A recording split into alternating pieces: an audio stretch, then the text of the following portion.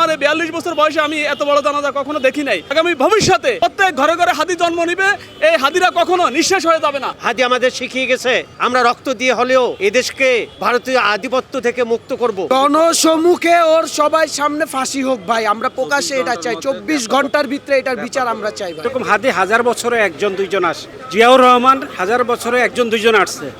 এরকম হাদি আর আমরা পাবো কিনা সন্দেহ।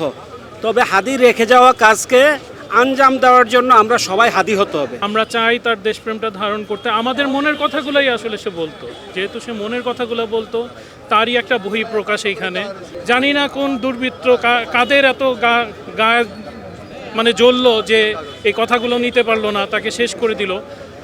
সে তো শহীদি মর্যাদা পেয়ে গেল, হ্যাঁ, সে মরে গিয়ে বেঁচে গেল। আর আমাদের একজন হাদি দরকার ছিল, খুব দরকার ছিল আমাদের, আমরা তাকে মিস করলাম। হাদি এখন একটা ইতিহাস এবং আমাদের একটা অনুপ্রেরণার নাম। হাদির সাথে যে ঘটনাটা ঘটছে, এটা শুধু হাদির পরে আঘাত আসে নাই, এটা সমগ্র বাংলাদেশের পরে আঘাত আসছে। আল্লাহ রাব্বুল আলামিন পবিত্র কোরআনে বলছে, যারা এভাবে জীবন দেয় এদেরকে তোমরা মৃত বলো না, এরা হলো শহীদ। আর হাদি একজন শহীদ, আমরা বিশ্বাস করি সে শাহাদাতের তামান্না নিয়ে সে যে কাজ করেছে। আমরা একজন শহীদের জানাজায় অংশগ্রহণ করেছি। আমরা আমার 42 বছর বয়সে আমি এত বড় জানাজা কখনো দেখি নাই।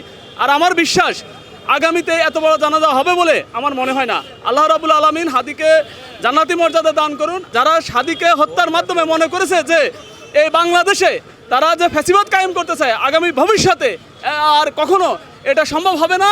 কারণ প্রত্যেক ঘরে ঘরে হাদি জন্ম নিবে, এই হাদিরা কখনো নিঃশেষ হয়ে যাবে না। যে হাদি আজকে জীবন দিয়ে আমাদের শিখিয়ে গেল এদেশে আর কখনো কোনো ভারতীয় আধিপত্যবাদ আমরা কায়েম হতে দেব না। এদেশের স্বাধীনতা সার্বভৌমত্বের প্রতীক হাদি আমাদের শিখিয়ে গেছে আমরা রক্ত দিয়ে হলেও এদেশকে ভারতীয় আধিপত্য থেকে মুক্ত করব।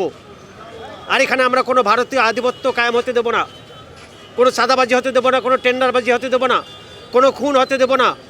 আমরা রক্ত দিয়ে হলো আমাদের এদেশকে, আমরা এদেশের স্বাধীনতাকে আমরা রক্ষা করব। জনসম্মুখে ওর সবাই সামনে ফাঁসি হোক ভাই, আমরা প্রকাশ্যে এটা চাই। 24 ঘন্টার ভিতরে এটার বিচার আমরা চাই ভাই। আমরা বাংলার তরুণ সমাজেরা ভাই, এটাই একমাত্র দাবি ভাই। 24 ঘন্টার ভিতরে হাদির যে খুনি তাদের প্রকাশ্যে গণসম্মুখে ফাঁসি হোক।